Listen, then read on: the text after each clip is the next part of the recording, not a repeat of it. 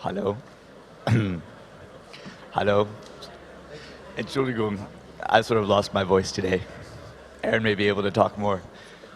But we had a very small problem. We had a lot of people bring their exos to the conference, which is awesome. The green laptops. And we had one that nobody claimed last night. It has a funny name tag. Karamouche. But we decided that rather than take it apart, we would just give it away tomorrow. So we're going to give it away to whoever comes up with the best product idea for it. But Aaron, okay. You're going to explain a little bit about the long-term project. Okay. So there is a developers program coming, a new one, and basically we want that in case like you have a good project idea, just present it, write it in the wiki, laptop.org/go/contributors, and basically there is good news. There is going to be 200 XOs for developers and for your local CCC groups. So I guess Karamona doesn't show up, so somebody can have that with a good project idea outside. Okay, thanks.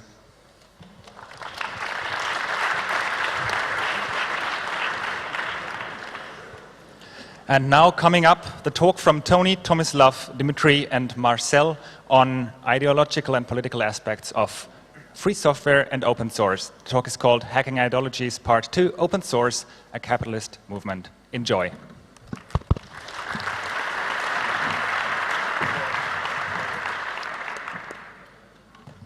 Hi everyone, this is part 2 of something we started at What the Hack a few years ago. It was at that time spontaneous reaction to an introduction talk at the What the Hack event, where I was provoked by the use of language like terms like democracy and freedom of speech without actually qualifying what do we mean when we say those words, those terms. Especially at the time, and I still live in UK for past 11 years now, and coming from UK at that time during What the Hack, where the Iraqi war was in the media, pretty much in your face 24/7. Freedom of expression and freedom of speech and democracy meant something completely different living in UK. They meant justification for attacking Iraq. So unless you qualify how do we differ from what the establishment and the states mean by it, then we're simply using their propaganda for their own benefit. We're repeating them like parrots. In few words, I'll just say of the notion of ideology and why I'm doing this. The basis of ideology is the way I want to talk about it here, is the existence of a common language, of something that binds us. And probably the most important notion is fantasy, which arises spontaneously between the subject who speaks. So I speak and there is a common belief. Hi?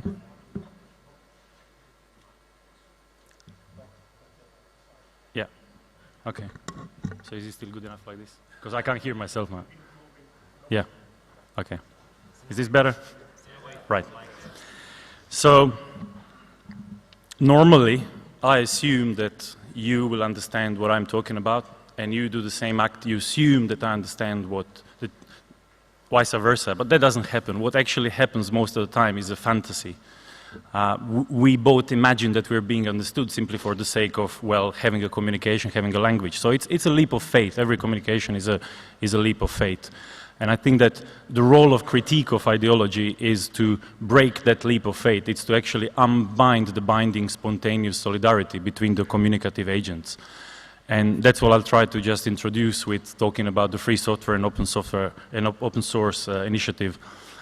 I wasn't really interested at the beginning into it. It was simply by reading, page by page of various accounts of the history, how it happened when the open source split, that I got quite surprised by the level of justification by the open source guys who said, we're just doing it for the sake of doing it. We don't have any ethical or ideological beliefs. We're just doing it because we need business involved. And that's pretty much the bottom line of the talk from my side. I'll talk another 10 minutes, and then we'll each talk for 10 minutes, and then hopefully we'll have some questions and a bit of clarifications or whatever needs to be said. So what surprised me most is how clear it was that when Eric Raymond, reading historic documents, well now historic, 10 years is a long time, how clear it was that they wanted to exclude Richard Stallman from it and what were the reasons. And their claim was, we are not ethical, we don't have ethics per se, we just want to get some funds involved so we can move it to a different level. And it's quite shocking to me still today that it's commonly accepted that that's how it is. Open source is not ideological, open source has no claims which are ideological, while at the same time, the usual truth of Free Software Foundation is the ethics, almost the religious, and the behavior of Richard Stallman, who reacts strongly when his ethics or beliefs are challenged. So I think what open source initiatives showed that between Free Software Foundation claims and between what happened till that time and the capitalist neoliberal economy, there was a gap that needs to be bridged by an institution. And that's what open source initiative did. I don't think it was possible to include free software as it was in the economy. So it is understandable why they did it. What prevents us to think the use of technology in society in ways which are other than profit-driven, clear-cut capitalist economy is thinking of it as non-ideology, thinking of it as just doing it. We're the pragmatists. It's fine. We don't have any claims. So I think there is a bit of work to be done there to remove that claim from its own, to remove its own truth foundation, so to say.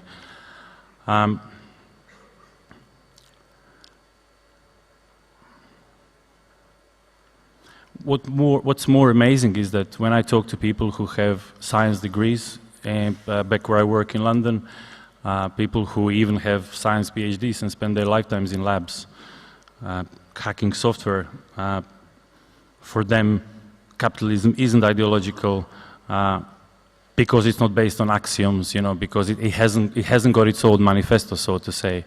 While at the same time science is perfectly axiomatic and it has foundations which aren't there to be challenged unless you want to set up a completely new paradigm, a revolution in science. So it is perfectly acceptable in science, but we can't have axioms or ethics in anything else, because if we do so, then we're accused, like Free Software Foundation gets all the time, of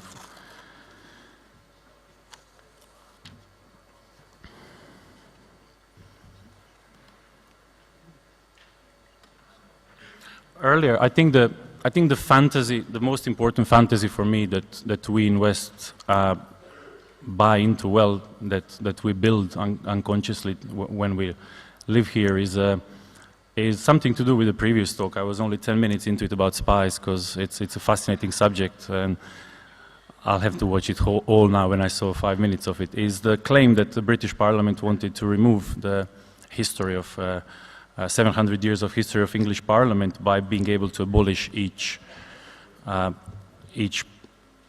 parliamentary act passed simply by a stroke of a minister. And presenter earlier said that that's terrible because we're losing history of democracy. Well, this is I think, fundamental fantasy. I think that the liberal democratic concept of liberal democracy is a fantasy which serves well, it serves to keep the society coherent to an extent, and I don't think we'll lose anything if ministers in UK can sign off the history. I think that's great, and I didn't know about the law, and I'm really pleased. I'm really pleased it's been there, and I hope that the Lords will change their mind on it. As to the word totalitarian used in a previous presentation, I have tried a couple of times. I just finished in London sociology at Goldsmiths, and I've tried to use the term sociology on a few occasions, but I was shot down in flames because there are piles and piles of books who claim that East Europe socialism, that was the totalitarian society, and we live in our enlightened society where we can discuss things and we are democratic and so on and so on. I think the situation is quite the opposite, and the presenter saying earlier that the fact that no one believes anymore the mainstream media in UK means that it's we're getting close to totalitarian society. I think that's not the problem. I think the problem is that we still consider our society to be democratic, and we still consider parliament as the means to progress for everyone. I think that's a real problem. So by having capitalism in our minds as a non-ideological, as the objective truth of our world today, by treating it as such, we're basically blocking any possible change, even discussing it.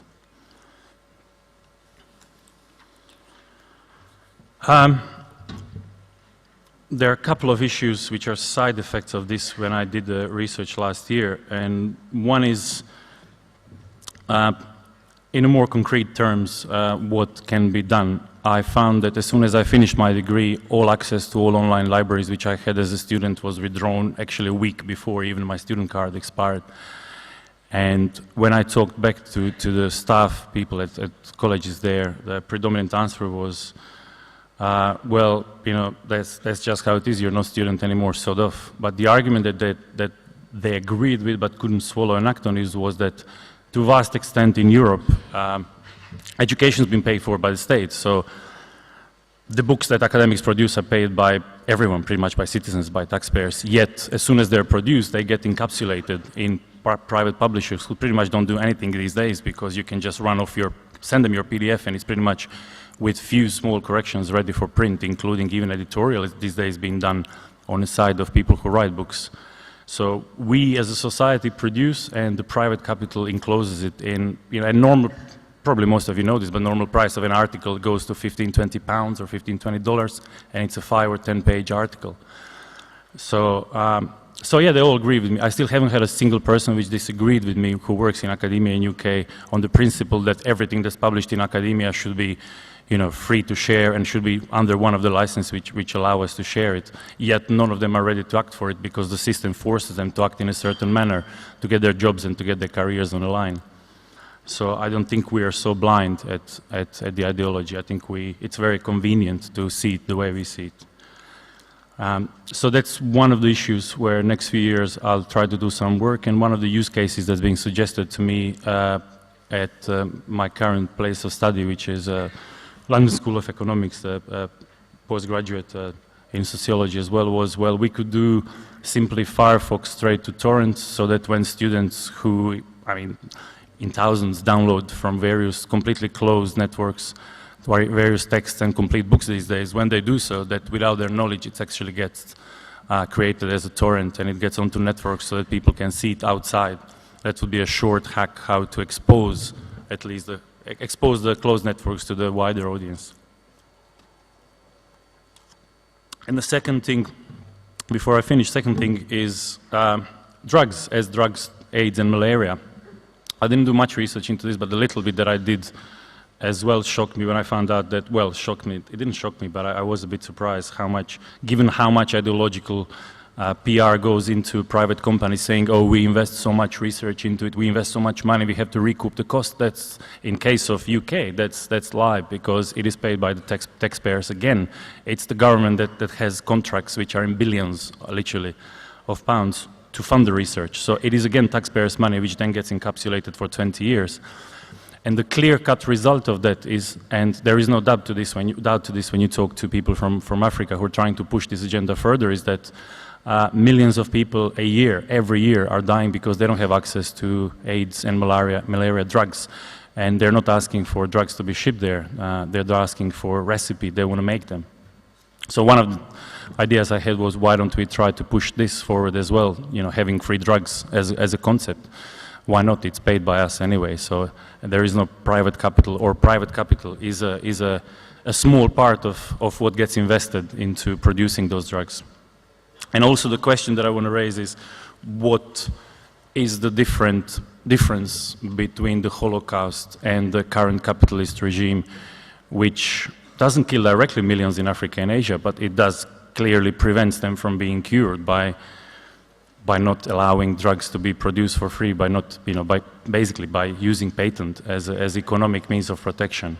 What's the difference between millions being killed within few years or millions being killed each year? I think the difference is that we live in a far worse system than we think we are, and I think that the terror scare. If there is a terror in the world, it comes from us, and we are the terror engine that drives world to extremes. And that's second, and I'll finish with. Basically, I think we should, and this is just kind of anarchist, activist friends. Well, it's easy to get an agreement from them about piracy, that we should do it, and we should just disregard the law. What is the law but the fiction that gets created? I mean, there is a term called legal fiction. It's not there for nothing. It's because when it started, there was no law to start with. So I think I fully agree with Pirate Bay when they announced that they will not discuss those issues anymore. I think we should just discuss how to break those laws and how to publish what can be published in a digital form, from closed networks to open networks. And anyone who's got any ideas afterwards to talk about how can we hack something in Firefox so it's easy when you download a text or a file of certain type, so it's easy to publish it in torrent. If there's something, if it exists and I'm not aware of it, I'll be really glad if someone points me towards it. And that's all for me. And next is Marcell. Thanks. Okay, so this sounds quite serious, so at least I will look a little bit less serious. So analyzing capitalism and ever-going question, will it collapse or will it conquer the world? Reminds me on ever-going question, is GNU/Linux ready for desktop? So I'll try to answer from the same perspective. So I can say that with a little bit of tweaking, it works for me. And I know a lot of Ubuntu people for which it just works out of box.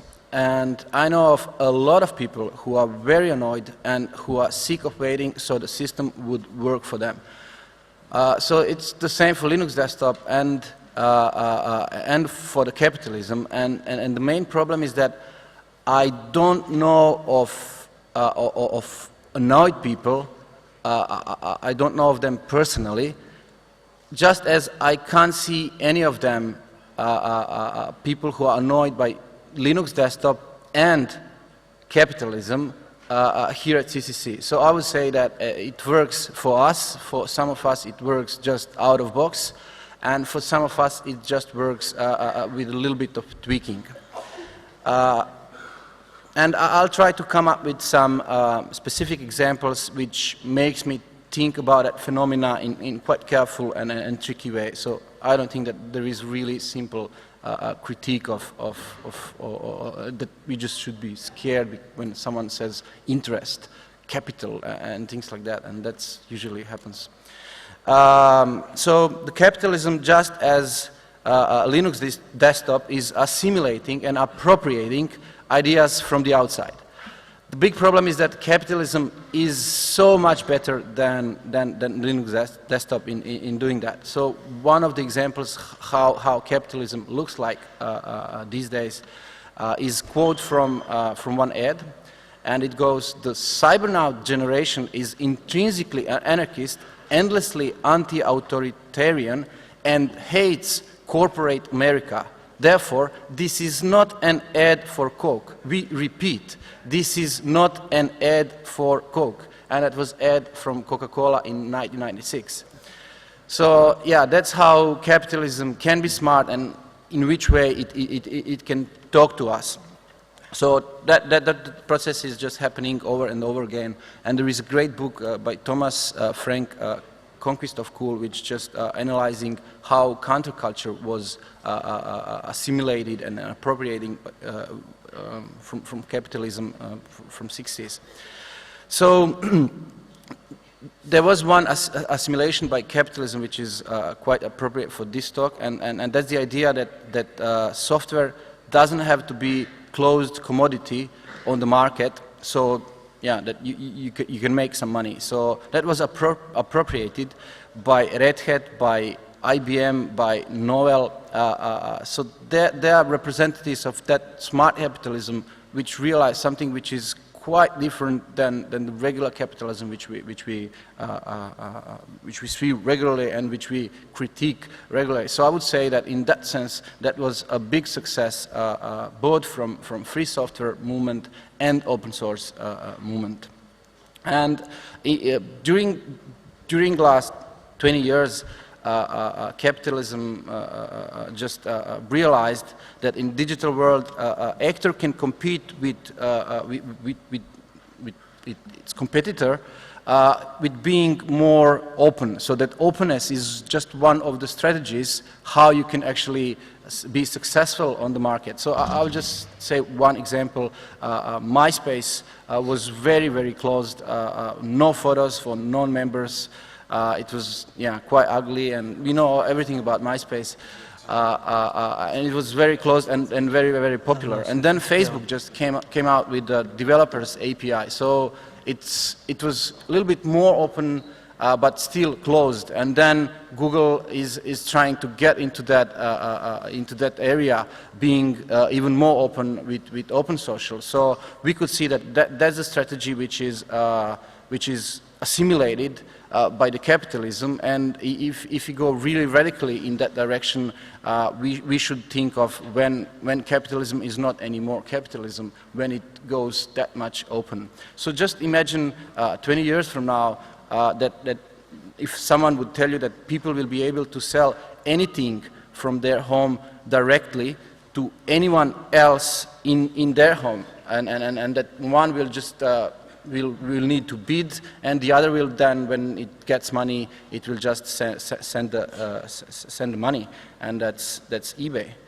and it's a huge scale. And the other example is again the quote from guy from Yahoo Music, and he was targeting the music industry, and so he had the representatives of the huge, biggest, fattest guy from the music industry, and he said, "I will not spend another dime paying engineers to build false control, making listening to music harder for music lovers. I will put all of my energy into making it easier and making the experience better.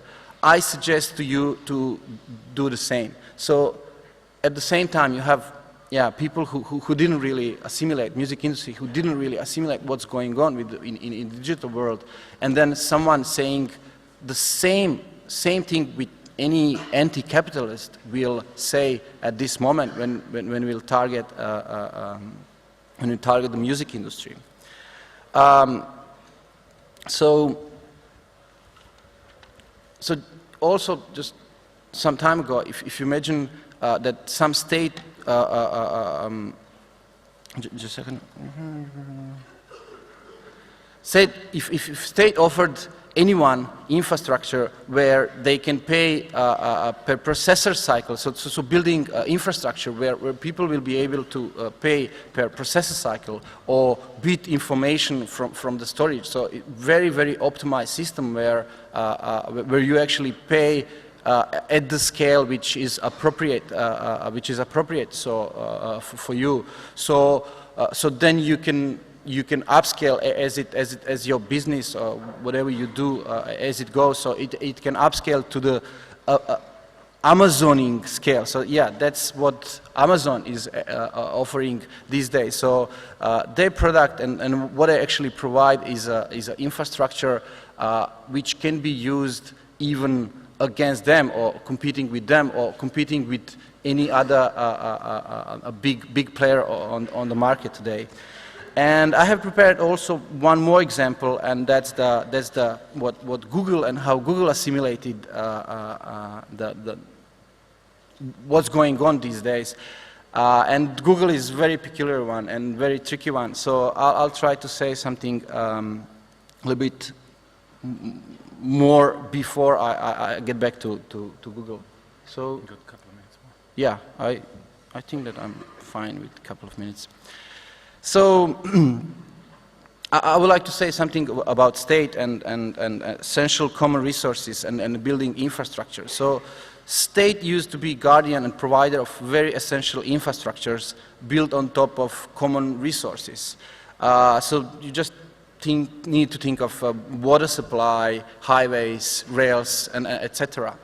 And by time, state becomes so corrupted and inefficient comparing to the market that most of the tasks which state was supposed to do was just outsourced. So that's how they call it. So most of the tasks and fights which they actually need to do are just given to the businesses. And they forgot all of in most of the countries, they just forgot that task. So actually there is an empty space where there are not really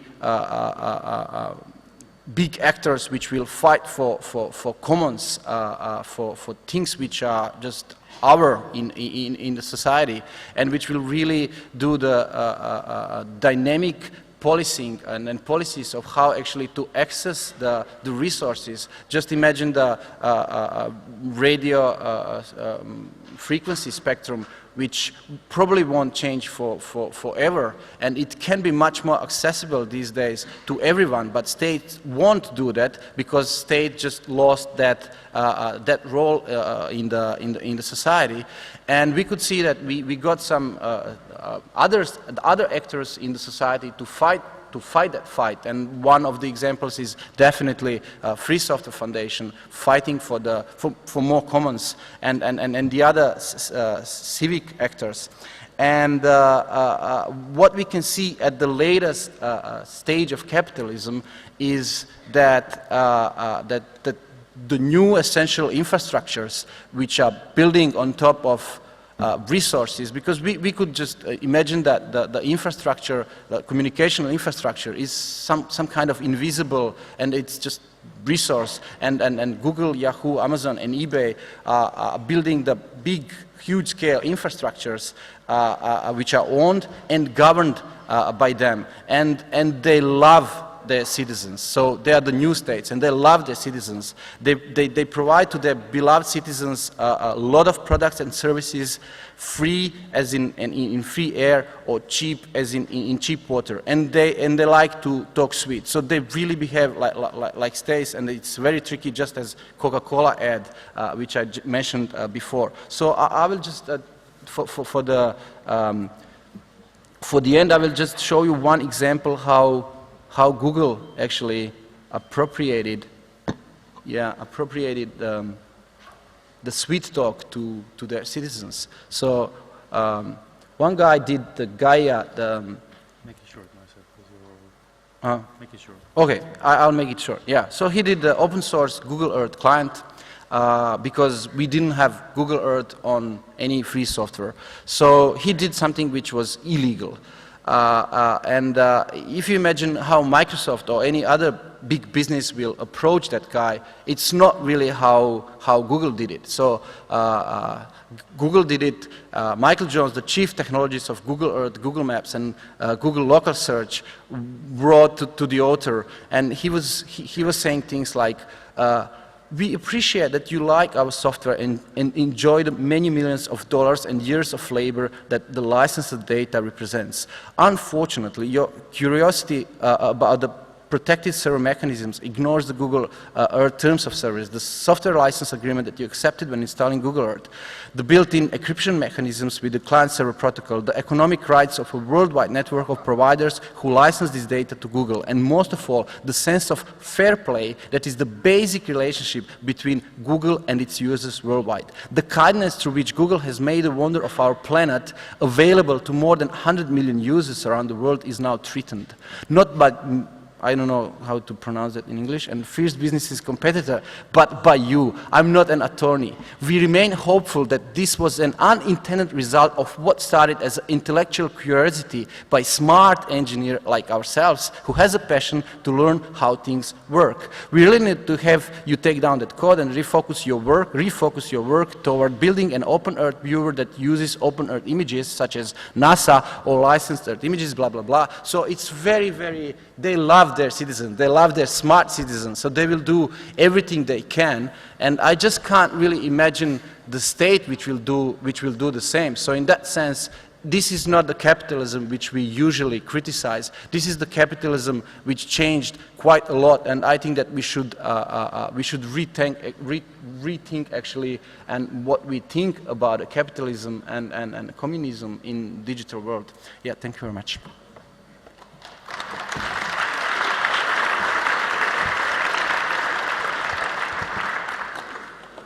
One of the points that we were discussing yesterday, and one of the points that Marcell wanted to get across, was that in this book that he mentions, The Conquest of the Cool, by Tom Frank, what he claims is that at some point in the 50s, the advanced capitalism, 50s, 60s, appropriated practices of counterculture, not so much in order to create new products, which it could sell to counterculture consumers, but rather it appropriated the practices of counterculture in order to revolutionize the management structure. So you can imagine they had at the time old management mind frame, which was very hierarchic, very inflexible, and with new countercultural practices and methodologies, what they could do, they could replace that old mindset, replace the people who represented that mindset and created so-called flexible capitalism. So that was sort of a true ruse of capitalism appropriating counterculture. And we were discussing yesterday, and Marcell said, well, we should now do the opposite. We should parasite the capitalism. We should parasite the infrastructure that it manages to create and strange, muted form of public infrastructure that it provides. Well, climbing up here, we were asked, what does hacking ideologies means? And it got me thinking, and it could be turned, it's not only about ideologies of hacking or hackers or hacker practices, hacker culture. It's also very much how practices of hacking, particularly free software hacking, have transformed how we think about ideologies. If we consider critique of political economy, such as Marxian critique of political economy, the results of that were attempts to create communist societies, but which were basically focused around one segment of critique of economic relations, and that is relations of production. And we oftentimes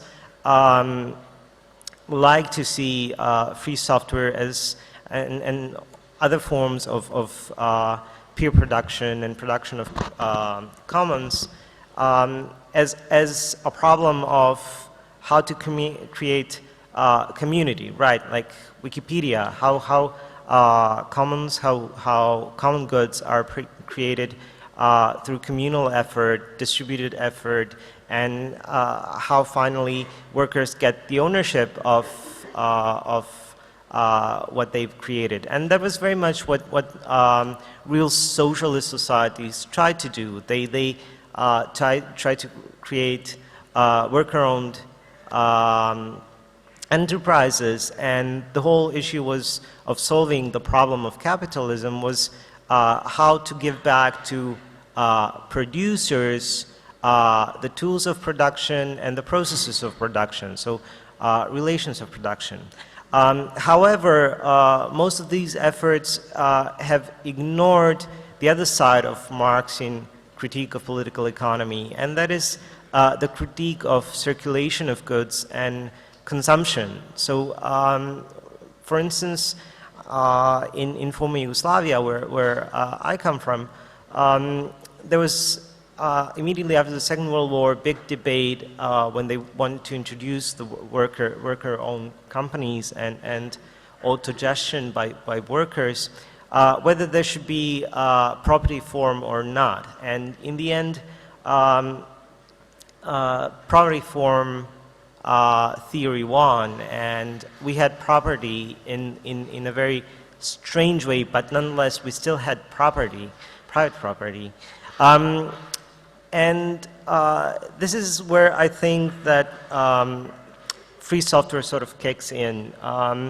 Richard Stallman was very adamant in emphasizing that free software is not so much about producers, but it's primarily about users, giving power to the users, and not how we can give ownership of means of production and process of production back to producers. So it's not so very much about if software hackers own copyright and can make it free, but it's much more like we don't need ownership, because the primary perspective, ethical perspective, is that what we get in terms of goods, we can freely share, we can copy and distribute. So it's about exchange, it's about circulation, and much less about production.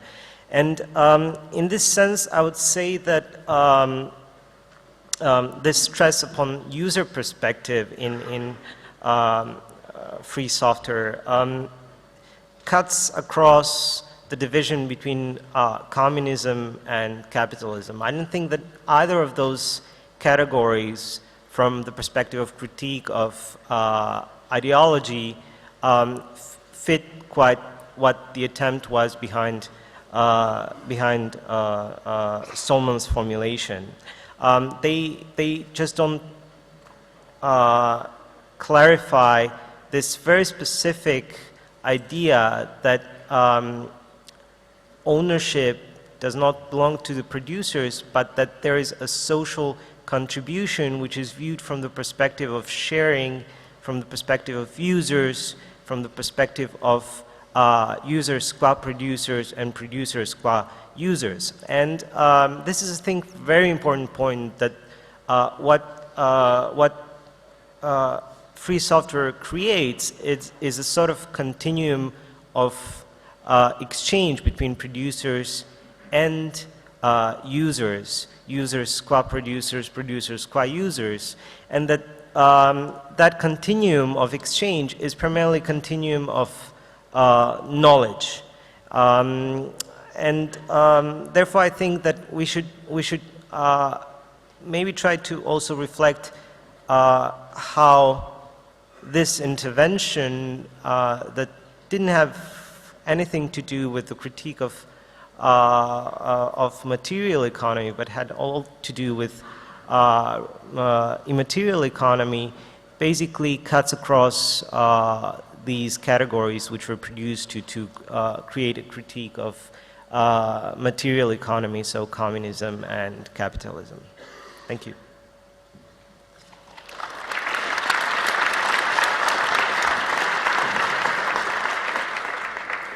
Hello, can you hear me? Is this thing on? Hi, my name is Dmytri Kleiner. I'm with a workers' collective here in Berlin called Communism, and I'm involved in a project of hacking ideologies called Venture Communism. In the opening, we heard from Toni Prug a quote from Eric Raymond, that he wants to make free software more favorable to investors and managers. And this is, I think, sort of the key point of departure between the open source movement and the free software movement, this idea of pleasing investors and managers, making free software more appealing to them. So it's an interesting question. What would make free software more appealing to them, and why isn't free software appealing to them? Who are investors and managers? Well, investors are the administrators of finance capital. They're the people that represent the great pools of capital that is made available to fund startups. And managers are the instruments of their control. So managers are the extensions of capital control. What would make them happy? Well, one thing is to understand what capitalism is. So what is capitalism? Capitalism, in simply defined, is a system of class stratification whereby a certain segment of society has removed itself from direct production by controlling the means of production of the direct producers and appropriating their product for redistribution. So getting in the middle of the direct producers and their instruments of production, appropriating the product for redistribution, and being able to control the distribution of the product. This is what capitalism is, right? So capitalism requires control. It requires control of the productive process, and in particular, the control of the output of the productive process, the actual product to be redistributed. So the sort of problem with free software is not so much any of the principles of the GPL. I mean, of course, the share-alike principle is a certain problem because of the inability to, you know, extend and capture. But the real problem is the emphasis on freedom, because in order for capitalism to function, capitalism requires control.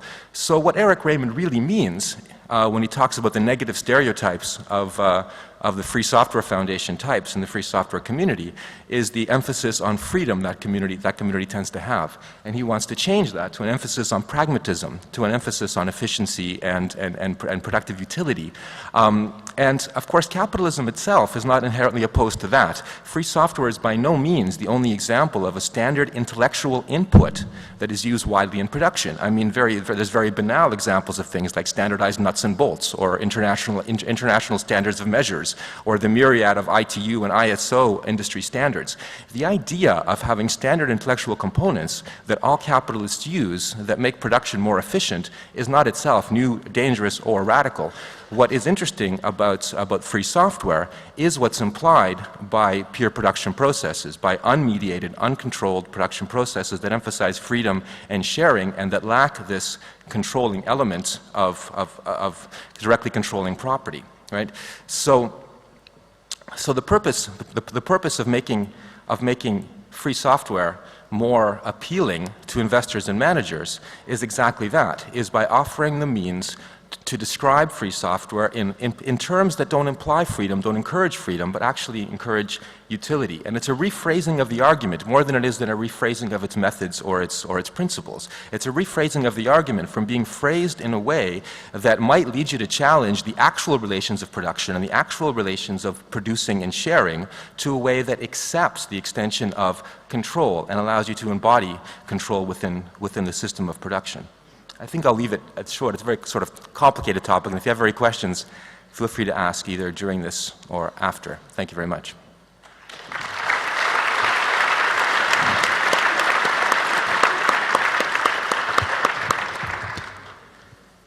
So I guess it's to you whether you have any comments or questions or clarifications. Okay, I got a comment to you. Sorry, I didn't get your name. Toni. Tony, okay. Normally I would like to comment your ideas, which I find really interesting, but you really got me angry with one thing. I think it's absolutely unacceptable, your comparison between capitalism and Holocaust. That really got me, that's really absolutely unacceptable.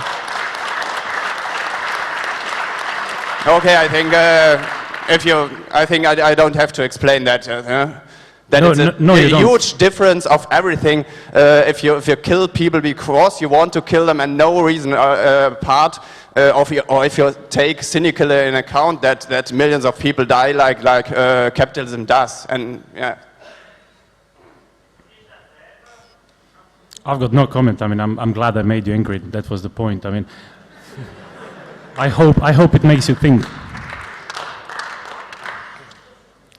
Well, I have a slightly less ideological point. I am involved in the software patent debate, and if you talk to the people who favor those patents, they say, well, we really need those patents because we have to protect our business against too fierce competition. And then I say, well, but you do live in a capitalist world where free competition is the core of the capitalist world. So actually Free competition is the opposite of capitalism. Capitalism is about control of the means of production to extract surplus value. Competition reduces the price of anything to its actual production costs. Competition and capitalism are completely incompatible. In order for anybody to capture value by owning things, they have to eliminate competition because competition actually reduces price. Yeah, yes, then indeed we talk about the very same paradox, because usually the people who favor capitalism are the same people who are liberal people who try to favor the free market. So probably agree, I think. When they talk about the free market, they mean their right to privately own the natural resources that everybody depends on.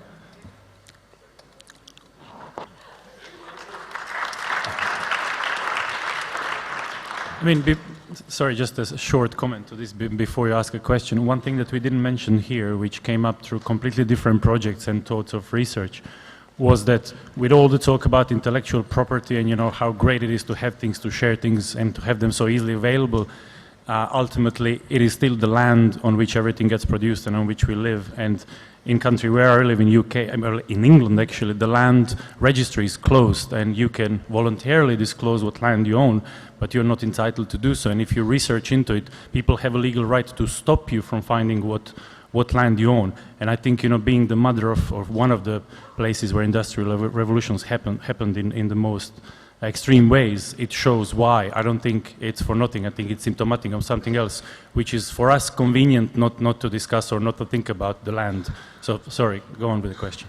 What I want to ask you is your opinion of the idea that capitalism means to generate more value, and the sharing of knowledge and the sharing of ideas is a way to generate more knowledge and more ideas. So somehow it's similar, I think. Can you, what's your action? Can you be clear? When you share your knowledge, you make it possible to take it by others, and yes, generate new programs, new source code, for example. So I think somehow it fits very good to capitalism, because the generation of more. You mean creation of more knowledge is good for capitalism? You think it's one thing that capitalism has a problem with, because if you have limited resources, you cannot create more. But in the case of immaterial goods, this just doesn't work. So you can generate more and more. But for me, I'll be short on this and let you say, but for me this is not about more, and on this we disagree on a lot of things, I think, which is healthy, but on this Adam Curtis, the BBC documentary maker who did a series of fantastic documentaries, especially the last few years, he gave an interview recently to the Register, and I encourage people to read it. It was maybe a month ago, where I completely agree with him, and two of them completely disagree more or less, is that by producing what we call knowledge production today is a complete stupidification of society, from my view. I think I feel much more stupid than I was when I was 20 years old.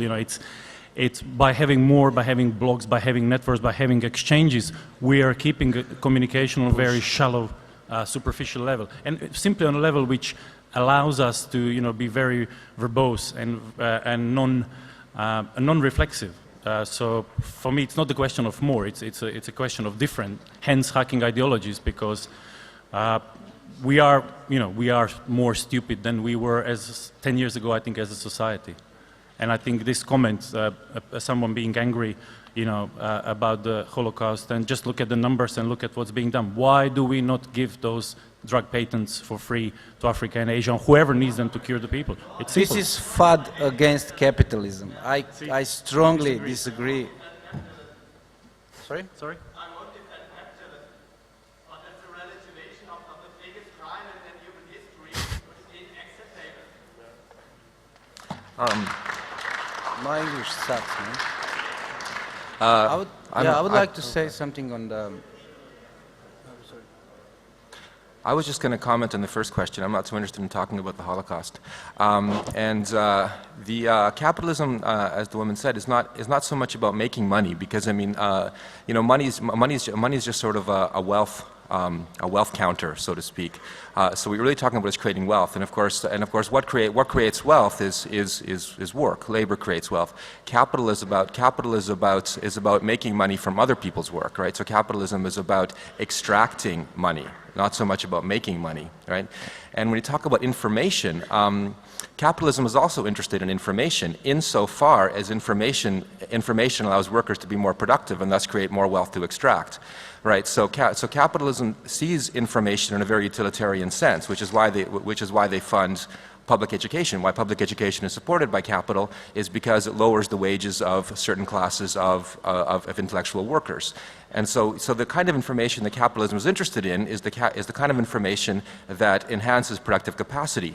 The kind of information capitalism isn't interested in is the kind of information that emphasizes, other aspects of life that aren't involved in productive work, or especially the kind of information that questions the system and the question and that for information about the nature of capitalism is not the kind of information they want you to have.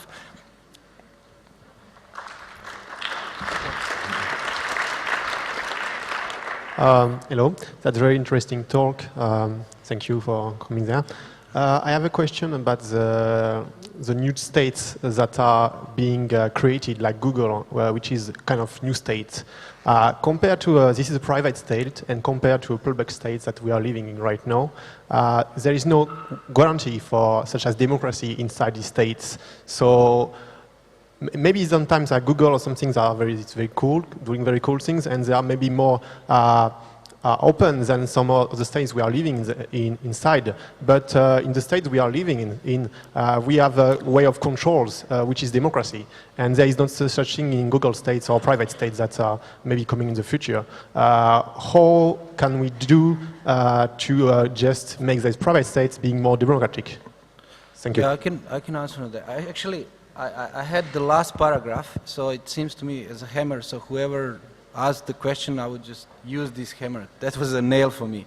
So yeah, I agree, but I think that many things are coming from the design and architecture of the infrastructure, that's not just the intention or that people are so evil that they want to exploit. I mean, they are, but not just, it's not just about that. So it's very about the perspective. So if you are an actor on the market, then yes, you want monopoly. You want as bigger share on the market as possible. But in general, there is almost no perspective on that. But from state to say like we need people competing and things like that. So I think it's really about what is your perspective, and here I can't see really a lot of entrepreneurs, so we will all agree like capitalism sucks, but yeah, I think that there is some kind of balance, because my life in socialism just show me that it doesn't really always cut the prices when, when you have whatever. But the worker state of the East is only one and one highly controversial form of socialism. I just realized that when there is something which we can say that that's not the real competition, but when there is some kind of competition, it cut the prices. So I'm not trying to say that capitalism is great, but just saying that there is some kind of space in between. And I think that it's really about the design and architecture of the infrastructure. So and the infrastructure of communication, which we have now, tends to bring us Google and the other, like very centralized. But how they actually compete is that inside they build systems which are distributed, and then they compete with, who is actually more able to upscale, and the only way how they can do that is to do the distributed computing. So in that sense, it's really about when they will be forced, because they won't do that just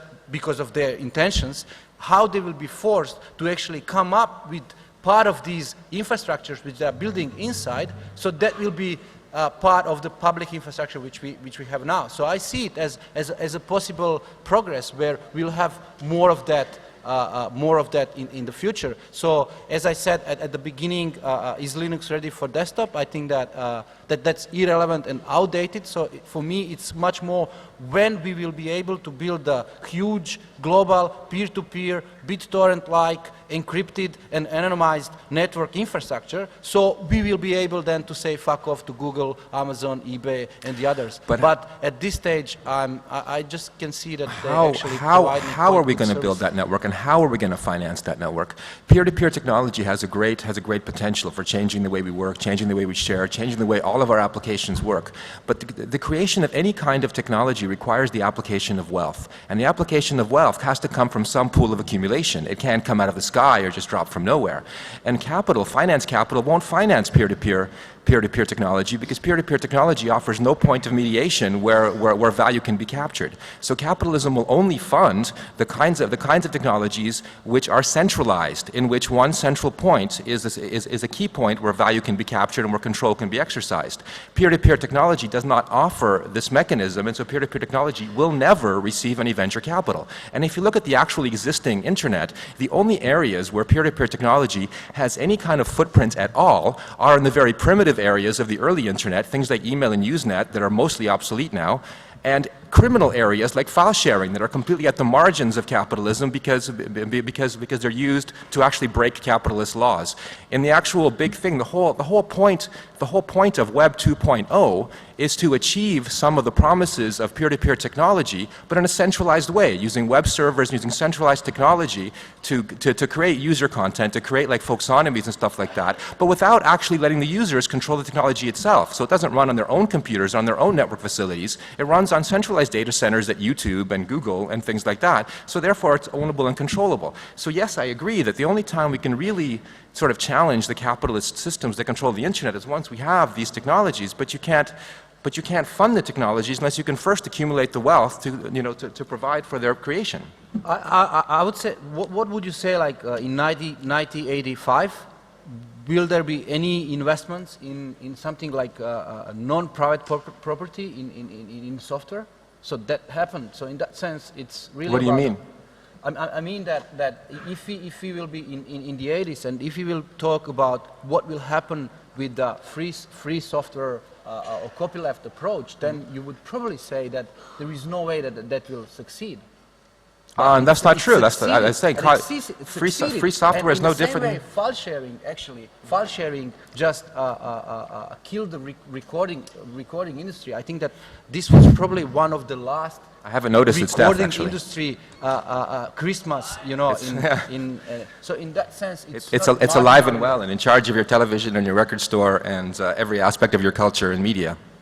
Let's take more questions. Yeah, exactly. We have time for one short more question. Okay, this is going to be really hard to make short, but the letter from the chief technologist of Google was very fascinating to me to see how much an idea of freer culture can leak in, but it also kind of pointed out to me how much sometimes the technology sector doesn't see the larger picture of things, because Google is trying to suck in as many possible users because the system is sort of shifted to where the value is in the information it can suck from all the users.